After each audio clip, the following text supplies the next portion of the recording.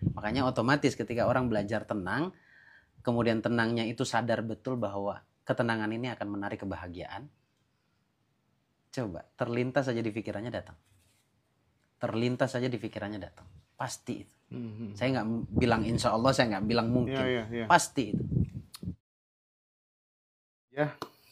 Siap. Ini kalau ngobrol sama Gus Baraja tuh kayak ngobrol sama kakak sendiri gitu ya. Gitu aja tua saya. Iya.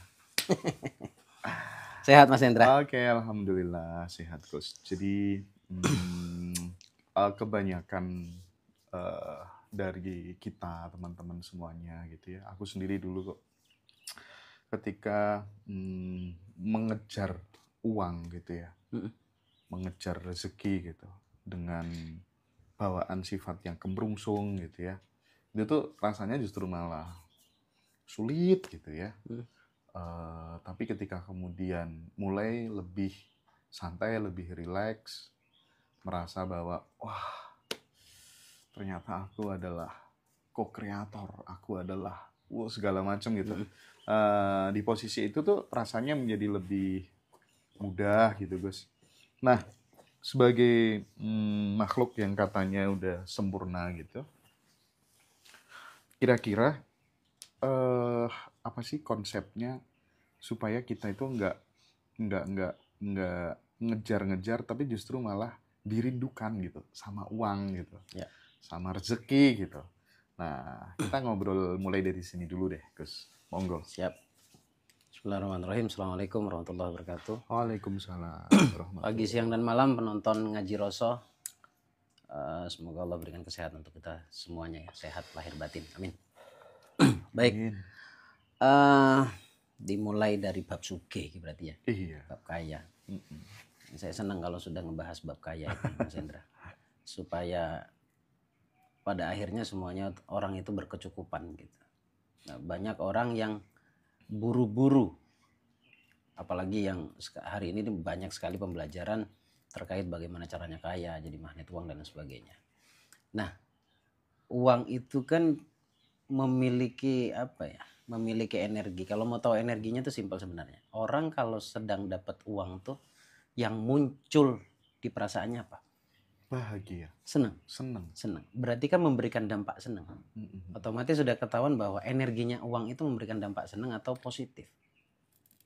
Sementara kita menggunakan alat dengan, saya sebutnya alat itu ya kemerungsung tadi itu kan jamak ya. Kemerungsung sendiri dibagi berbagai macam, termasuk sedih, bingung, panik dan lain sebagainya. Bagaimana caranya energi positif bisa ketarik dengan energi negatif? Nggak mungkin. Satu hal yang konyol dan Anda akan capek saja. Makanya perhatikan baik-baik, semua orang-orang yang sudah ngerti caranya, mereka bukan orang yang kemerungsung, mereka orang yang tenang, rileks, dan menang terhadap dirinya. Ini kadang-kala kita nih dengan dirinya sendiri saja belum beres, kita sudah banyak permintaan. Makanya sebenarnya kita harus bereskan dulu diri kita. Diri yang saya maksud adalah hati. Nah, tadi kita sebelum record sempat bicara bahwa semua orang itu sedang menjalani apa yang mereka dapatkan di masa lalu mereka. Dogma, doktrin. Jadi datanya itu menentukan bagaimana masa depannya. Tapi ingat, data itu juga sebenarnya bisa dirubah.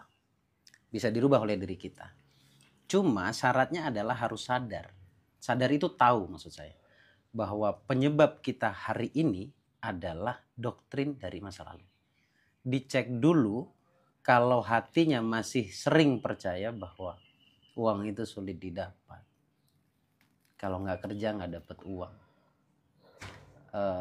Uang itu sumber masalah dan sebagainya. Maka uang itu pun akan menjauh dari kita. Jadi kita supaya uang yang rindu sama kita, uang datang ke kita, ya kita harus memantaskan diri. Orang kalau kaya tuh apa saja sih yang dilakukan? Orang kalau kaya itu selalu puas. Jadi makna kaya bagi saya itu adalah selalu puas dan menerima apa yang sudah diberikan oleh Tuhan yang dihidangkan dalam semesta. Jadi kalau orang sudah di posisi itu, mereka sudah layak. Makanya di dalam pembelajaran itu sebelum Anda kaya secara materi, yang harus dikayakan dulu adalah mentalnya. Berani bermimpi, tadi Mas Hendra sebut co-kreator. Kita harus bisa berani juga untuk menciptakan masa depan minimal 1 tahun atau 5 tahun ke depan. Kalian ingin jadi apa sih? Kalian ingin memiliki apa sih? Nah, tidak banyak orang tuh berani untuk bermimpi di situ. Tidak banyak orang. Walaupun sebenarnya untuk membuat uang rindu kepada kita tuh tetap ada sebabnya. Gitu kan. Kalau sudah kaya itu kan sebuah akibat. Saya nggak tertarik membahas itu. Tapi saya lebih tertarik ngebahas prosesnya untuk menuju ke situ tuh apa saja. Yang real, yang nyata, yang dialami teman-teman gitu ya. Yang real, yang nyata, yang benar-benar bukan Anda ngejar uang, tapi Anda dikejar uang. Ini kayaknya kalimat yang cukup konyol bagi orang tidak paham sebenarnya. Tapi bagi orang yang paham udah langsung senyum. Ini ilmu dibongkar lagi nih, kan gitu Mas Hendra ya. Nah, untuk agar uang itu datang kepada kita ada kiat-kiat yang harus dilakukan. Saya berikan analogi sederhana begini. Bagaimana mungkin Mas Hendra bisa datang ke saya kalau saya sudah memancarkan energi penolakan? Tapi kalau saya welcome, Mas Hendra dengan senang hati datang ke sini. Coba feel itu dimunculkan ketika Anda ingin uang. Senang, mudah kok uang datang ke sini. Karena saya bersahabat dengan uang. Ketika ngelihat uang nggak dilaknat. Kita tuh suka ngelaknat uang sebenarnya. Ini cuma kertas doang. Iya sih memang kertas. Tapi 50 dengan 100 itu berbeda pikiran kita. Dampak ke pikiran kita. Apakah sekedar kertas sebegitunya memberikan dampak ke kita? Gitu. Jadi harus bersahabat dengan uang. Terus ada makna di dalam satu sifatnya Tuhan yang disebut dengan yang maha memberi rezeki. Kita itu sibuk meminta, Mas Hendra. Tapi tidak berkeinginan menjadi pemberi rezeki juga. Kalau analoginya Mas Hendra pipa besar itu ya, terus disalurkan ke keran-keran kecil. Nah, pertanyaannya Anda ingin jadi jadi pipa besar atau Anda bermimpi jadi keran yang sumber pembagiannya cuma sedikit saja. Jadi Sang Maha Pemberi rezeki itu kan juga diberikan pada manusia. Manusia itu kan percikannya, manifestasinya Tuhan. Jadi hampir semua sifat Tuhan itu ada dalam diri kita, tapi kitanya tidak sadar. Gitu. Kita mulai dari situ, Mas. Pasti banyak pertanyaan setelah ini. Oke. Berarti kalau ada pertanyaan misalnya kaya dulu baru bahagia atau bahagia dulu baru kaya, berarti kita harus bahagia dulu dong ya. Mencari pemicu bagaimana kemudian pikiran, perasaan, hati kita itu bisa senantiasa tenang, damai, gitu kira-kira ya Gus ya. Iya. Dengan begitu kan orang yang hatinya tenang, damai, dia akan memancarkan vibrasi yang oke, dan itu akan ditangkap sama semesta dan akan dipantulkan lagi kepada diri kita selaku mikrokosmos dan makrokosmos. Betul. Begitu ya? Betul. Nah, saya menarik tuh. Hampir 7 tahun yang lalu saya selalu mengulang-ulang bahagia tanpa syarat, bersyukur tanpa syarat. Oke. Kalau kita berharap bahagia dulu setelah kaya atau kaya dulu baru bahagia, coba deh saya ingin tahu, bisa nggak itu? Kan gitu. Jadi kaya itu tidak membuatmu bahagia, itu benar. Tapi orang yang bahagia itu akan membuat mereka bahagia. Orang bahagia itu akan membuat mereka kaya. Gitu. Tapi kalau syaratnya kaya dulu baru bahagia, sepertinya 0, sekian persen Anda bisa kaya. Gitu. Jadi bahagiakan dulu untuk menyelaraskan dengan kekayaan. Emang betul kita tuh perlu circle kita. Itu menjadi penentu. Kalau kita kumpul dengan orang-orang yang selalu membicarakan kekayaan, mustahil kita miskin. Bagaimana mungkin orang yang sedang membicarakan kekayaan terus kekurangan? Nggak mungkin. Karena yang ada di pikirannya hanya bagaimana caranya saya bisa kaya. Lama-kelamaan mental yang tadinya tidak kesanggupan, tidak pantas atau miskin kasarnya gitu, itu akan berubah menjadi mental kaya. Kalau orang sudah mentalnya kaya, wah, ya perhatikan baik-baik. Saya melewati fase itu sebenarnya. Saya melewati fase itu di mana saya dulu circle saya adalah cuma ngomongin masalah aja. Terus impian saya adalah keluar dari masalah. Nggak bisa, orang saya menyemplung ke dalam circle masalah. Ya saya harus hijrah atau saya harus berpindah, menentukan circle mana yang harus saya tentukan. Karena circle ini menentukan bagaimana saya nanti di masa yang akan datang. Circle kita. Gitu. Jadi akhirnya saya hijrah ke sini. Saya sendiri tuh ternyata ya dengan diam begini, saya bisa menghadirkan energi kaya tuh kayak apa. Wong bagaimana mungkin kita miskin sedangkan kita dari Tuhan, dari hamba yang maha kaya gitu kan. Dari Tuhan yang maha kaya. Nggak mungkin kita miskin kalau kita sadar. Gitu. Jadi bahagia dulu, kaya itu hanya sebagian kecil dari kebahagiaan. Tapi kalau orang bahagia dulu, kaya iya, ya bahagia berkelipatan iya, pasti itu. Akhirnya circle kita termasuk pasangan kita, orang tua kita pun akan asik dengan kita. Gitu. Aku tuh tadi tertarik ya, jadi memang yang tidak bisa dipungkiri gitu, karena kemudian circle kita atensinya adalah ingin maju gitu ya, maka kan otomatis knowledge kita kan berubah dan kemudian tindakan juga ikut berubah, Pasti. nasib berubah gitu ya. Nah, sementara di Ngaji Roso itu kan banyak banget gitu ya narasumber-narasumber yang memberikan paradigma tentang keberlimpahan, kemakmuran gitu.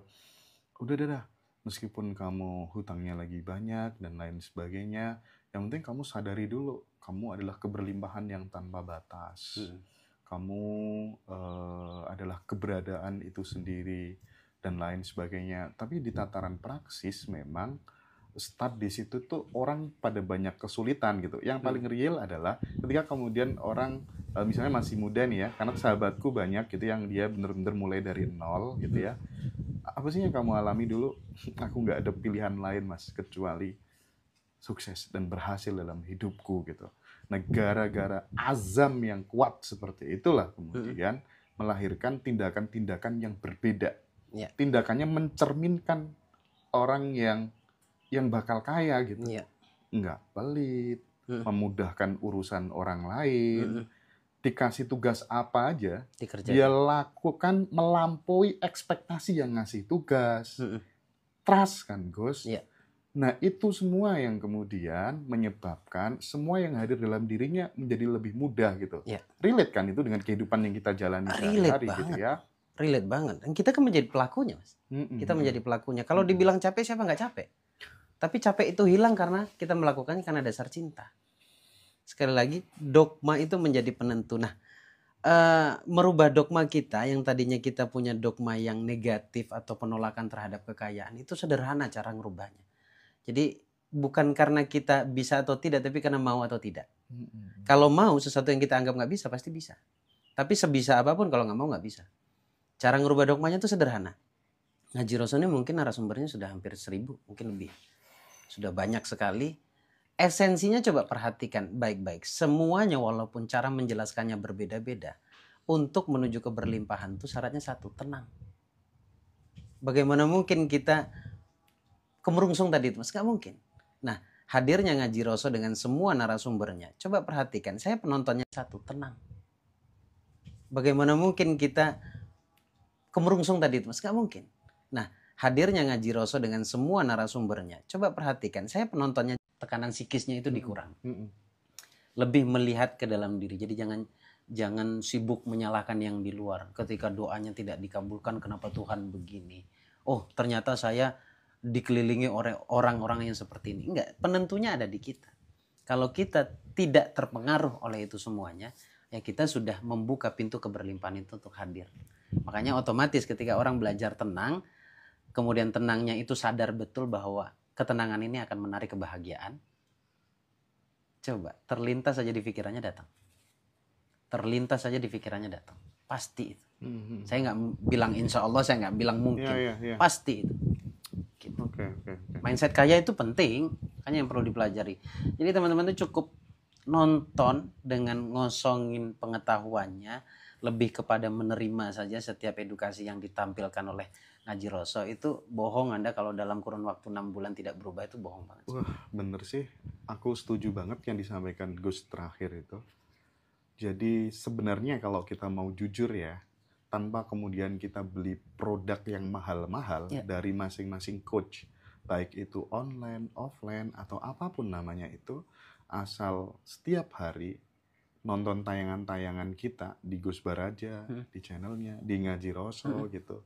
Waduh Gus, aku tuh hampir setiap hari tuh terima WA itu, ya Allah, orang pada bersyukur semuanya gitu ya. Kepuasan batin kita. Itu tuh, oh berarti sebenarnya dengan knowledge yang sudah berubah aja bisa menghasilkan tindakan yang berubah juga Betul. gitu, nasib yang berubah juga gitu. Betul. Dan satu hal barangkali ketika kemudian kan ada juga yang ngajarin tentang udah ada pokoknya sadari dirimu ini sebenarnya siapa gitu Ya. kan ya. Dengan kemudian kamu stay kayak Mas Riko, kayak Coach Lia, macam-macam kan ngajarin percuma kamu bikin tujuan dalam hidup itu hanya untuk membatasi dirimu aja karena kamu adalah ketidakterbatasan itu justru melimitasi deh. Tapi pada tataran praksis ketika kemudian kita startnya dari situ, sorry to say, jadi nggak banyak teman-teman yang bisa nerapin. Tapi bagi kita yang sudah settle, terus kemudian kita dikasih itu, Iya. itu menggila wis. Kita tinggal Sumpah gini luar aja, Mas. biasa. Ya Allah, ini luar biasa. Sumpah luar Kita biasa. praktekin. Tapi bagi yang masih bener-bener ada yang bermasalah soal mindset, belief, ya di dalam otaknya, program-program di masa lalu, itu tuh banyak bilang, aku nggak bisa nerapin Mas Indra ternyata gitu. Nah, makanya obrolan kita pada kesempatan siang hari ini tuh pengen ke situ gitu ya Gus ya. Kira-kira mulainya itu yang paling pas, paling enggak gitu, kita mulai dulu deh. Jadi orang yang memang bener-bener, ternyata aku tuh layak. Ternyata aku cukup pantas gitu. Kenapa saya bilang begini? Temanku itu habis masuk penjara. Ya, semuanya hancur. Tapi yang dia punya adalah kelayakan itu. Aku nanti nggak lama mesti bakal bangkit lagi dan itu seperti itu emang Gus. Ya. Gimana Gus? Ya, saya mau mengawali ini keren banget ini. Saya mau mengawali dari sini. Saya pernah bilang begini ke salah satu guru saya. Ini hanya sebatas perandaian saja sih. Semisal ini bukan Tuhan tapi manusia ya. Kau ambil mobilku, kau ambil rumahku, kau ambil laptopku, kau ambil semuanya. Saya bisa sekejap untuk mendapatkan itu lagi. Karena alat yang tidak kalian ambil ada di sini. Ada di sini. Itu satu. Terus saya sedikit mau cerita. Mudah-mudahan ini menjadi motivasi. Sebenarnya agak malu mau cerita ini ya. Karena saya mau bercerita ini karena ini ilmu. Saya beberapa kali di channel saya itu selalu mengatakan, saya ini gudangnya mental block, gudangnya penolakan. Dulunya. Sampai-sampai saya itu melatih diri saya untuk mendapatkan 10 juta itu saya bisa sampai 6 bulan Mas, dulu. 6 bulan? 10 juta Mas. Itu kan jadi diketawain sama orang kan. Tapi saya terus belajar. Sampai akhirnya ketika sampai di 10 juta, ada kata hati yang muncul, ternyata saya bisa. Kata itu kita anggap sederhana loh. Tapi kalau itu disertai feels yang kuat, perasaan yang kuat, maka itu mampu untuk dilipat gandakan atau melipat gandakan. Akhirnya dari 10 juta, saya coba lagi ke 50 juta Mas. Ya dengan segala macam cara lah ya. Dengan segala macam ilmu yang setelah saya pelajari. Ternyata cukup dengan 2 bulan lebih, saya dapat 50 juta. Percaya dirinya lebih berbeda lagi. Singkat cerita, karena terus mengulang-ulang itu, sampai pada akhirnya saya sadar sekali ternyata begitu mudahnya kalau kita tahu ya. Settle kata bahasanya Mas Hendra. Saya bisa di angka 1 miliar dalam 3 bulan. 1 miliar dalam 3 bulan. Ngapain? Ini. Pikiran, lisannya dijaga, hatinya diselaraskan, mendukung. Mendukung tuh maksudnya hati itu bisa mencerminkan apa yang dimaui oleh pikiran. Hati itu bisa menerjemahkan lewat kata-kata. Kemudian hati itu juga bisa membuat tindakan kita pun selaras dengan itu. Jadi akhirnya ketika 4 komponen doa ini bersatu, maka yang akan muncul adalah 1 keselarasan, 2 adalah mencintai diri sendiri. Oke. Poin terakhir tuh. Relate banget sih kita. Ini ya banyak kesamaan ya. Mungkin itu karena kita ketemu gara-gara itu juga kali ya.